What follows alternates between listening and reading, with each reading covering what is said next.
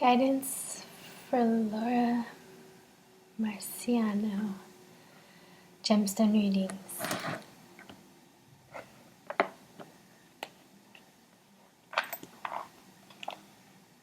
The ching.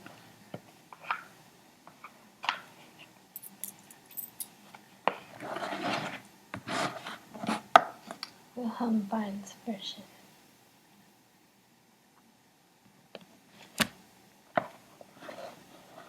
I'll shake the coin 6 times. See how they fall. Record their progress. Read the results and interpret them. I just got a feeling, so forgive me. It's the 21st of January 2015. Guidance for Gemstone readings. Laura, here we go.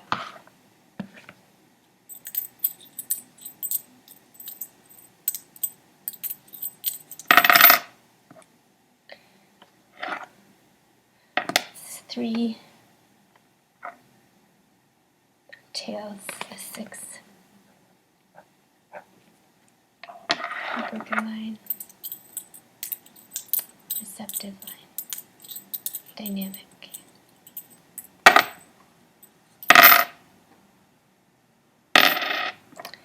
and a 9, 3, heads, dynamic, and broken line.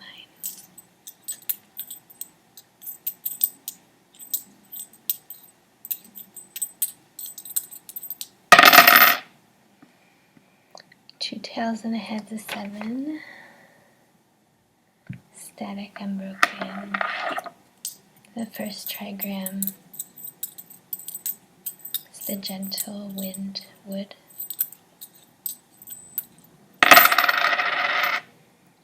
Two heads and a tail, and 8, a static, broken line.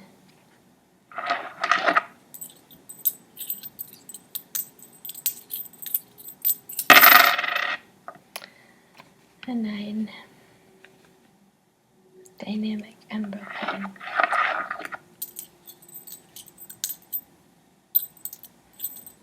Maybe system.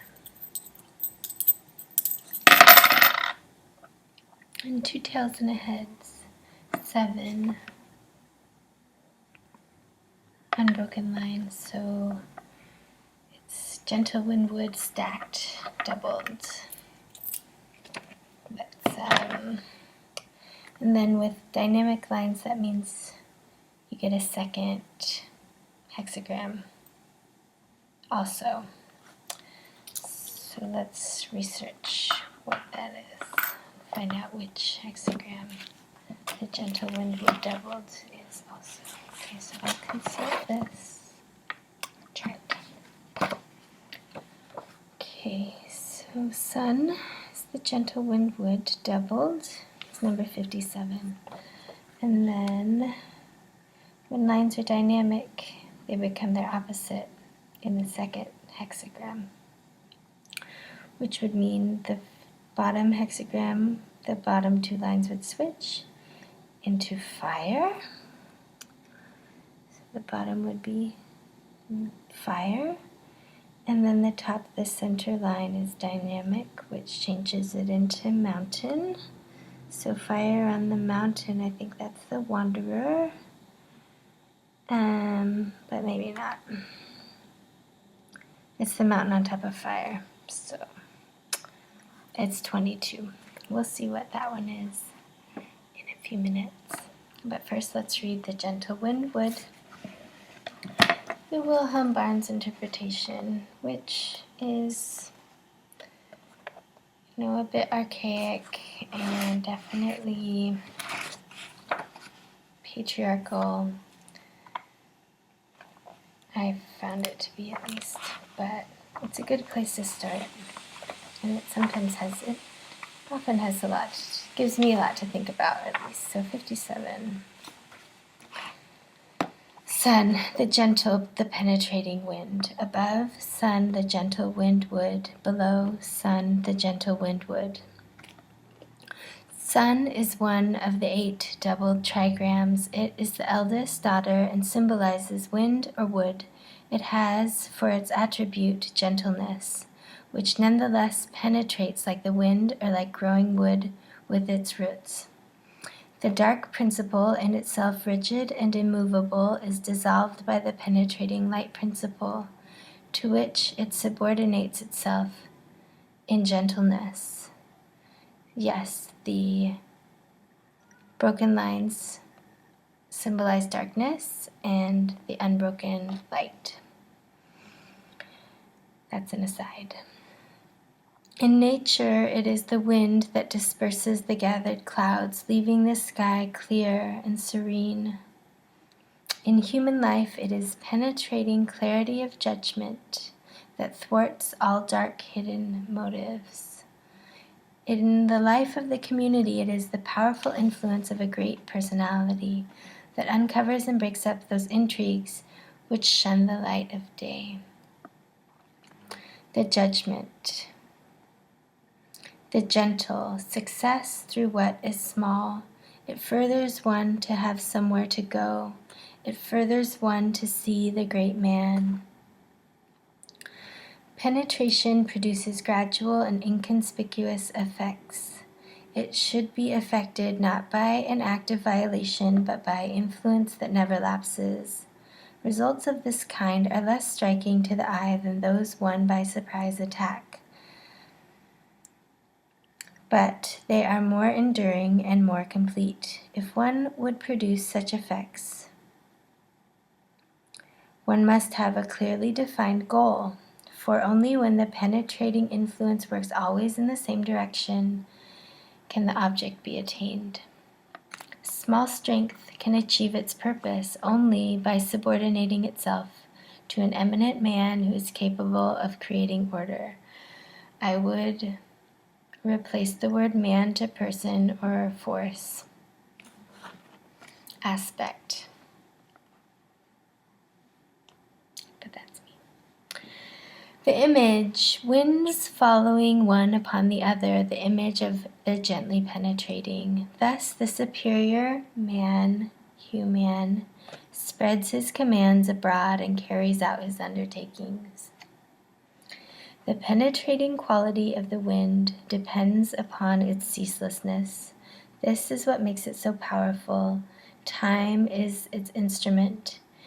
In the same way, the ruler's thought should penetrate the soul of the people. This too requires a lasting influence brought about by enlightenment and command. Only when the command has been assimilated by the people is action in accordance with it possible. Action without preparation of the ground only frightens and repels. So you can think about what that might mean in your particular situation. You also, since you had 3 dynamic lines, get 3 fortunes or interpretations particular to those lines in this trigram. And the first is this. 6 at the beginning means in advancing and in retreating, the perseverance of a warrior furthers. Inborn gentleness is often carried to the point of indecisiveness. One does not feel strong enough to advance resolutely. 1,000 doubts crop up. One is, however, not minded to withdraw, but drifts indecisively to and fro. In such a situation, a military decisiveness is the proper thing, so that one resolutely does what order demands. Resolute discipline is far better than irresolute license. The second line says, the second of your special lines says, 9 in the second place means penetration under the bed, Priests and magicians are used in great number. Good fortune, no blame. At times, one has to deal with hidden enemies, intangible influences that slink into dark corners, and from this hiding affect people by suggestion. In instances like this, it is necessary to trace those things back to the most secret recesses in order to determine the nature of the influences to be dealt with. This is the task of the priests. Removing the influences is the task of the magicians. The very anonymity of such plotting requires an especially vigorous and indefatigable effort.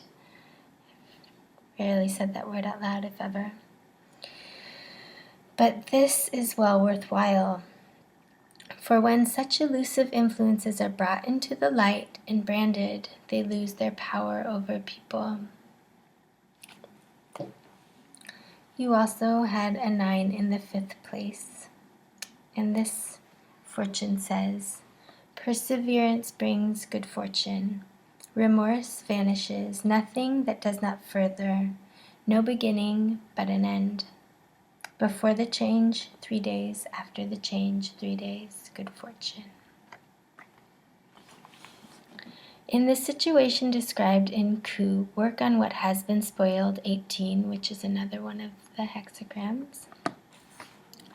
An entirely new point of departure must be set up, whereas here it is only a question of reforms. The beginning has not been good, but the moment has been reached when a new direction can be taken. Change and improvement are called for. Such steps must be undertaken with steadfastness, that is, with a firm and correct attitude of mind. Then they will succeed and remorse will disappear, but it must be remembered that such improvements require careful consideration.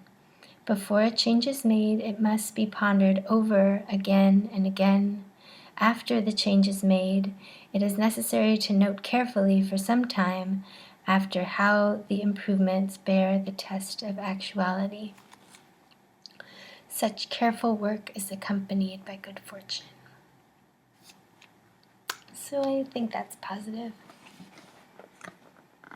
Good fortune is always a nice thing to hear. I'm not sure how familiar you are with the I Ching, but it's nice to hear good fortune.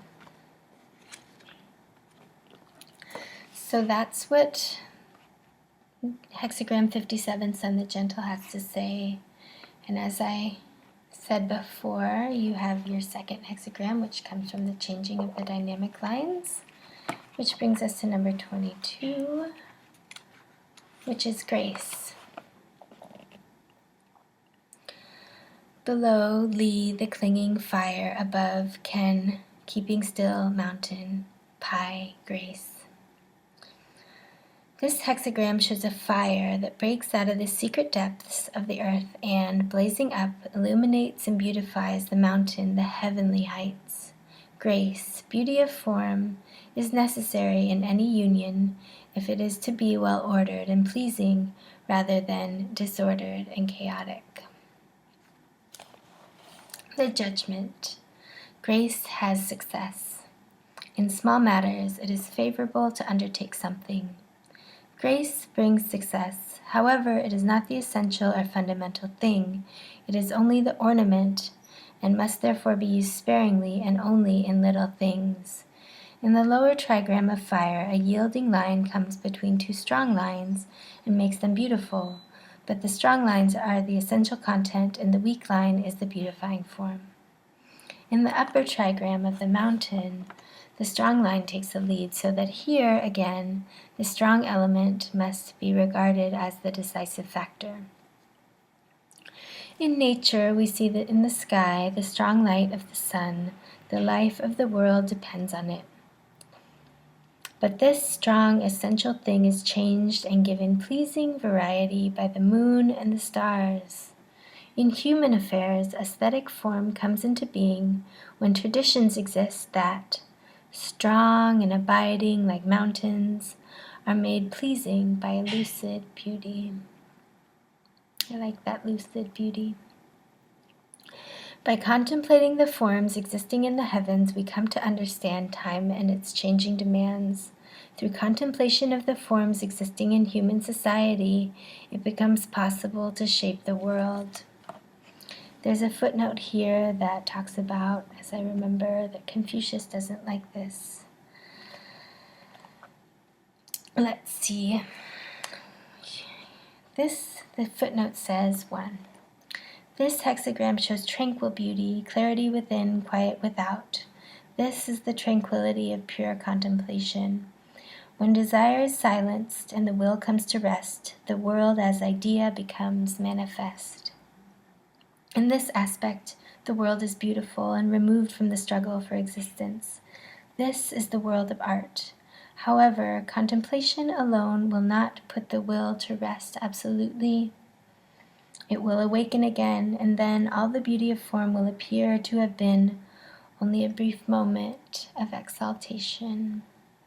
Hence, this is still not the true way of redemption. For this reason, Confucius felt very uncomfortable when once, on consulting the oracle, he obtained the hexagram of grace.